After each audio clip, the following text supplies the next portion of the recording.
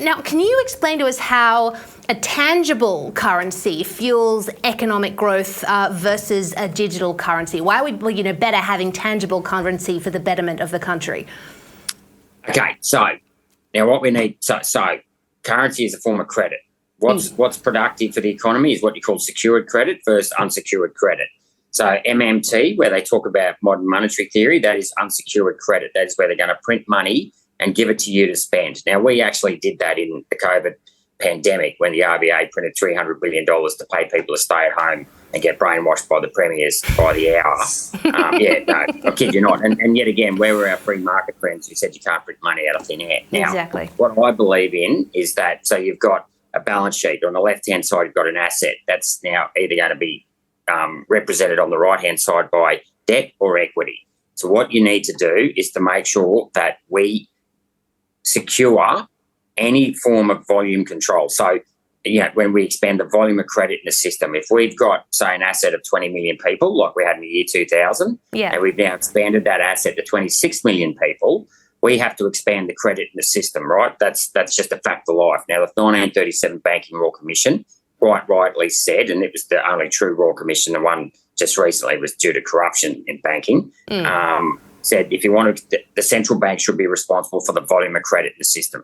That means our central bank, not a foreign central bank. So we can either expand the credit through foreign debt or domestic equity, right? That now, if you're going to do it responsibly, you should actually issue any new credit against an asset.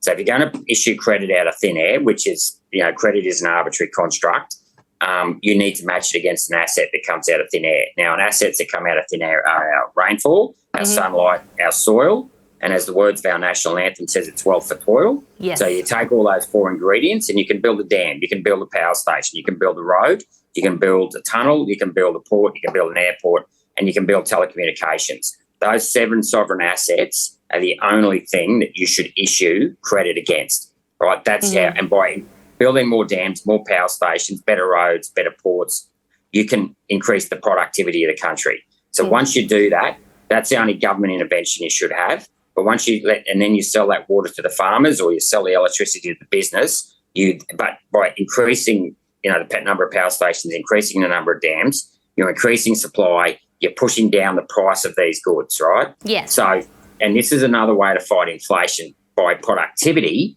rather than what the RBA is doing, which is they're imposing austerity, where they're basically jacking up interest rates and hurting the people who can least afford it the most. Very much so. Yeah. So what they're doing is actually reducing demand rather than increasing supply.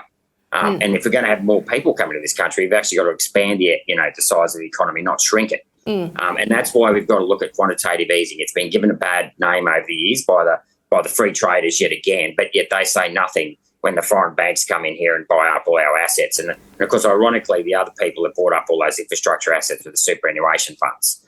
So yet again, now with infrastructure assets that are natural monopolies, there's no downside risk, right? Well, the risk is, once you control a monopoly, it's you can control pricing, right? So you want genuine competition. So with those 7 sovereign assets that I mentioned, that's what we really need an infrastructure bank. Now, and what that means is that the federal government sets up an infrastructure bank owned by the federal government. It then lends back to the federal government or the state government, say for 100 years at 1%. The state government then repays that loan over 100 years from the profits from the dam, the profits from the power station, and then the infrastructure bank then make whatever that interest is its profits. They pay it back to the federal government as retained earnings. Or what you could do, and this is what Robert Menzies did in 1959, is the profits from that infrastructure bank could then be used as a development bank to lend out to councils and things like that. Not in a form of expanding in the volume of credit, but just enabling councils and other things on those smaller type community services and just giving them cheap finance. And another good example was you could set up a state government insurance office. So I don't know if you've looked at, got an insurance bill recently, but most insurance bills are up by 20 or 30%. Yes, absolutely. 40 to 50% of insurance costs now are reinsurance costs from overseas. So, you'll pay SGIO or whoever it is, QBE, your insurance bill. Half that goes back off overseas to reinsure. Yes. Instead of doing that, if the federal government just had its own GIO, which is what we used to do, the state governments had their own GIO, you could take 40% off the costs of reinsurance straight away. Oh, gosh. Because, you could literally half insurance. Now, imagine that's what incredible.